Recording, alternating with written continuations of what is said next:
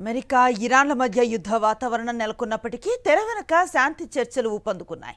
ఇరు దేశాల మధ్య క్షిపణులు, డ్రోన్ల దాడులు జరిగినప్పటికీ యుద్ధ విరమణను పొడిగించేందుకు కీలకమైన స్ట్రెయిట్ ఆఫ్ హార్ముజ్ జలసంధిని తిరిగి తెరిపించేందుకు ఒక ప్రాథమిక ఒప్పంద ముసాయిదా సిద్ధమైనట్లుగా తెలుస్తోంది.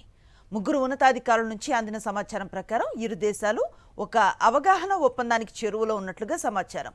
దీనికి సంబంధించిన పూర్తి వివరాలు సాక్షి ప్రత్యేక కథనంలో.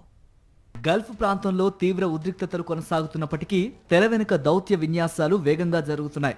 అంతర్జాతీయ ఇంధన సంక్షోభానికి కారణమైన ఈ యుద్ధానికి ముగింపు పలికేందుకు వాషింగ్టన్, టెహ్రాన్లు ఒక ప్రాథమిక చర్చల ఫ్రేమ్వర్క్ను సిద్ధం చేసినట్లు యుఎస్ అధికారులు వెల్లడించారు.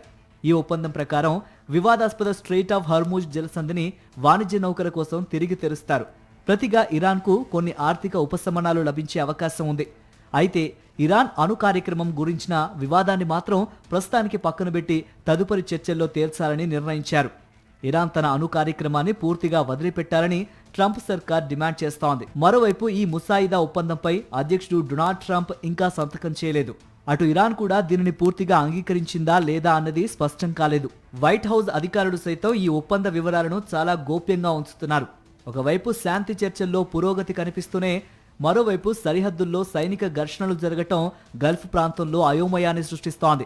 తనపై ఎలాంటి రాజకీయ ఒత్తిడి లేదని, శాంతి ఒప్పందం కోసం తానేమీ తొందరపడటం లేదని ట్రంప్ ఇప్పటికే స్పష్టం చేశారు. ఈ చర్చల నడుమే బుధవారం రాత్రి ఇరు దేశాలు క్షిపణులు, డ్రోన్లతో విరుచుకుపడ్డాయి. దక్షిణ ఇరాన్పై అమెరికా జరిపిన దాడులకు ప్రతీకారంగా కువైట్లోని యుఎస్ సైనిక స్థావరంపై ఇరాన్ బాలిస్టిక్ క్షిపణిని ప్రయోగించింది. అయితే దీన్ని కువైట్ దళాలు గాల్లోనే అడ్డుకున్నాయి.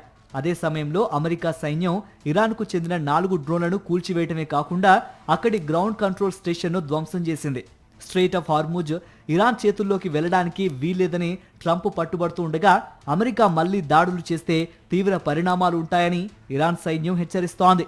ఈ ఉత్కంఠ రేపుతున్న పరిణామాల మధ్య ఈ తాజా ముసాయిదా ఒప్పందం ఎంతవరకు సఫలమవుతుందో చూడాలి.